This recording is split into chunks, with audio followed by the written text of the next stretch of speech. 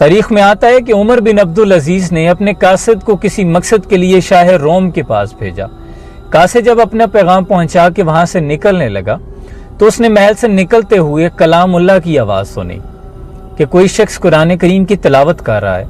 बड़ा चौंका, आवाज़ के ताकुब में आगे बढ़ा तो उसने देखा कि कोई शख्स चक्की पीस रहा है और एक नाबीना शख्स है जो कि कुरान करीम की तिलावत कर रहा है।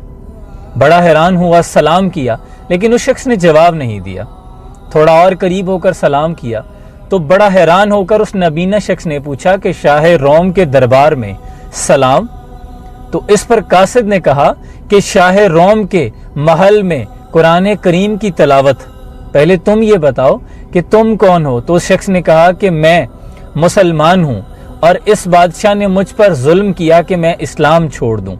मैंने जब इसकी बात नहीं मानी तो इसने मेरी आंखें छीन ली, मुझे चक्की पीसने पर लगा दिया। मामला तय कर देने के बाद कासिद जब उमर बिन अब्दुल अजीज की बारगाह में पहुंचा तो उस कैदी का मामला आपके सामने पेश कर दिया। कुर्बान जाऊं, कैसे लोग थे, इस रुए जमीन ने कितने शुजात वाले लोग देखे हैं। उमर बिन अब्दुल अजीज ने खामोशी इख्तियार नहीं की, किसी मजलिस को नहीं बुलाया और ये भी नहीं कहा कि हमारी इकानमी कमजोर है, हम उस नबीना शख्स के साथ खड़े हैं। आपने कागज और कलम लिया और लिखना शुरू किया कि ऐ शाह रोम, मुझे पता चला है कि तेरे पास एक मुसलमान कैदी है और तुमने उस पर जुल्म रवा रखा है।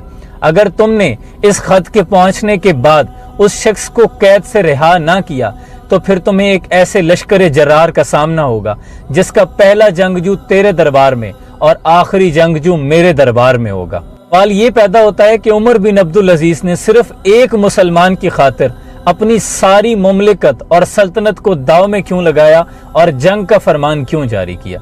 क्योंकि आप जानते थे कि अगर एक मुसलमान की हुर्मत की इज्जत और नामूस काबे से बढ़कर है तो जोग्राफियाई हुदूद से भी बढ़ के है। क्योंकि आप जानते थे कि हादी उम्मत सरवर कौनैन मुस्तफ़ा करीम आका सल्लल्लाहु अलैहि वसल्लम ने हजरत उस्मान बिन अफ़्फ़ान एक सहाबी की खातिर 1500 सहाबा से मौत पर बैत ली थी।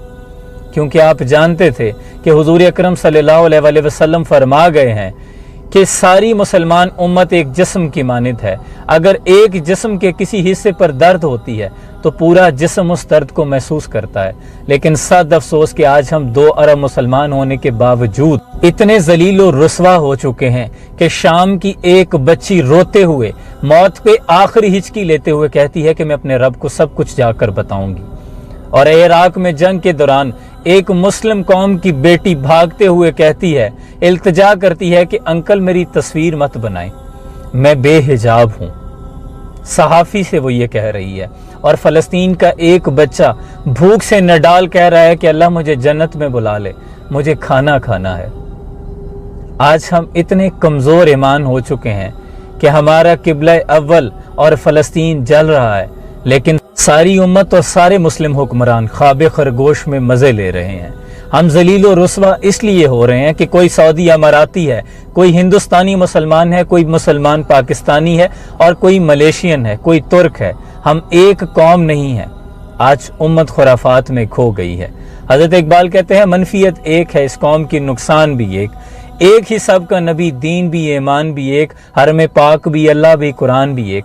कुछ बड़ी बात ही होते जो मुसलमान भी एक और कुफार एक मुट्ठी भर होकर भी वो हमारे नबी की शान में गुस्ताखियाँ करें और मुस्लिम उम्मा बर्दाश्त करती जाए।